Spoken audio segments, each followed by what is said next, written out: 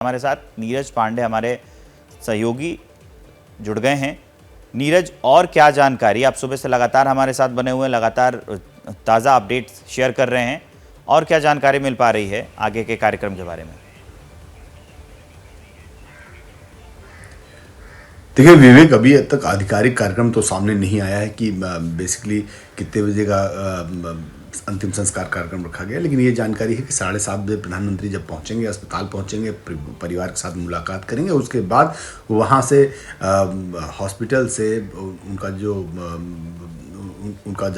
शव है, उनका जो शरीर है, उनको लेके जाया जाएगा। पहले घर जो गांधीनगर में ही वृंदावन कॉलोनी में पंकज मोदी जहां रहा करते थे, उनके घर पे रखा जाएगा और अंतिम दर्शन के लिए कुछ परिवार के लोगों को बुलाया गया है। जो परिवार के लोग इकट्ठा होंगे सब वहाँ अंतिम दर्शन करेंगे और उसके बाद उनके अंतिम संस्कार का कार्यक्रम रखा गया है, जो गांधीनगर में ही उनके जो घर है वृंदावन कॉलोनी, उसके पास ही शमशान घाट है, वहाँ पे ये कार्यक्रम रखा गया है। तो अभी आधिकारिक तौर पे ये कहा जा सकता है, एक आकलन है कि करीब 10:30 बजे के बाद अंतिम संस्कार किया जा सकता है, लेकिन जो जानकारी मेरे पास आ रही है उसके अनुसार बहुत सारे जो लोग हैं, पार्टी के लोग हैं, जो उनके शुभचिंतक हैं, जो मुख्यमंत्री हैं कई राज्यों के, इसके अलावा खुद जेपी नड्डा जी, रक्षा मंत्री राजनाथ सिंह, गृह मंत्री अमित शाह, ये सारे लोग भी अहमदाबाद पहुंच सकते हैं, गांधीनगर पहुंच सकते हैं, अंतिम संस्कार कार्यक्रम में हिस्सा लेने के लिए जा सकते हैं। तो आधिकारिक तौर पर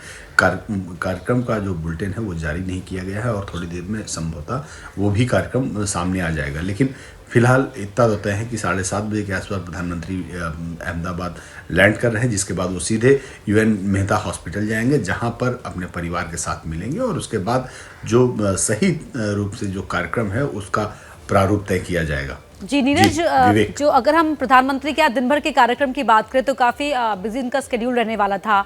उन कार्यक्रमों को लेकर क्या जानकारी है? कौन कौन से कार्यक्रम थे, अब किस तरह से होने हैं?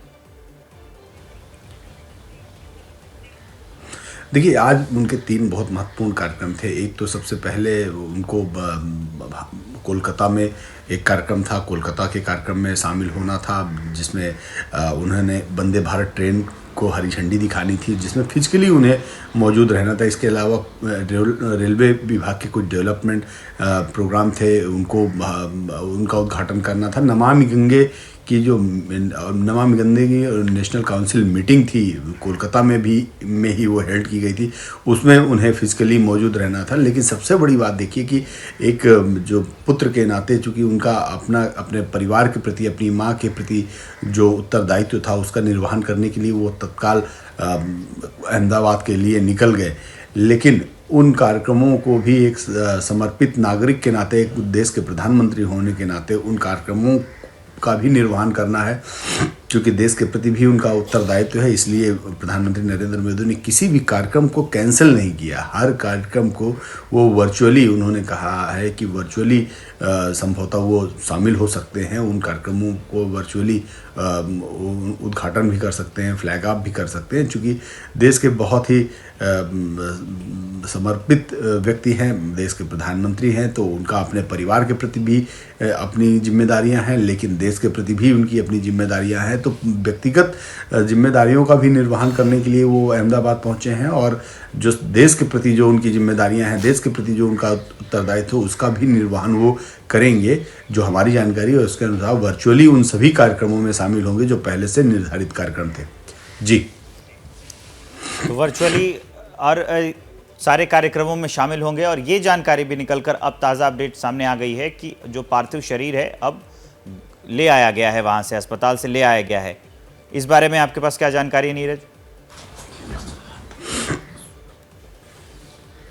देखिए, हमारी जो जानकारी है इसके अनुसार UN मेहता हॉस्पिटल में फ़िलहाल उनको दाखिल किया गया था।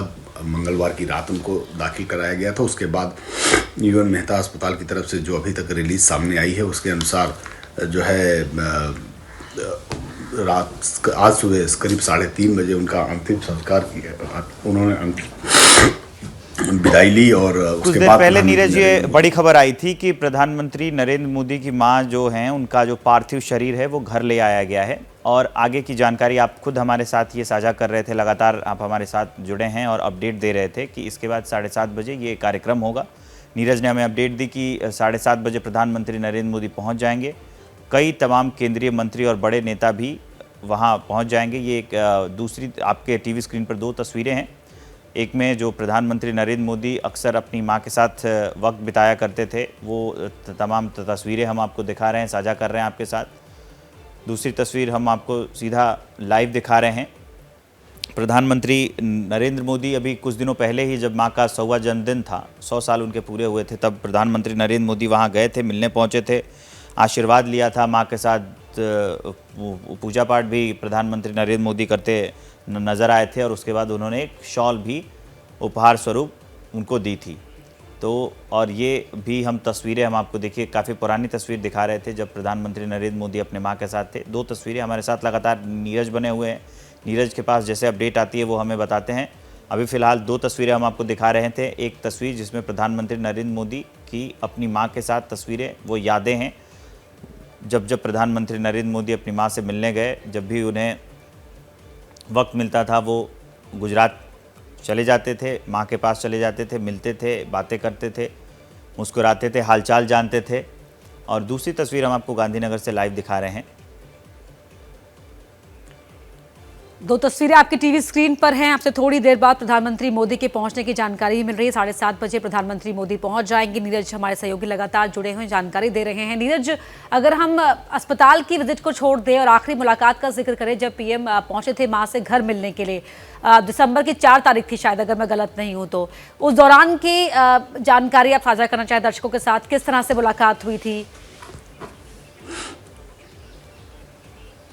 जी बिल्कुल, चुनाव का दौर चल रहा था। प्रधानमंत्री नरेंद्र मोदी चुनावी दौरे पर थे और मुझे खुद याद है कि शाम को रोकना चाहूंगी आपको। क्या मजबूरी है मेरी, बताइए। मैं अभी आपको बताती हूँ कि मैंने ओए होए होए होए नमकीन के चटकारे लेते हुए टकटकी मार के डिबेट शो को पॉज रिपीट कर करके देख रहे हैं जोगिंदर जी। इनकी तरह आप भी देखें अपनी फेवरेट डिबेट्स को रिपीट कर और डाउनलोड कीजिए एबीपी लाइव ऐप अपने स्मार्ट टीवी पर।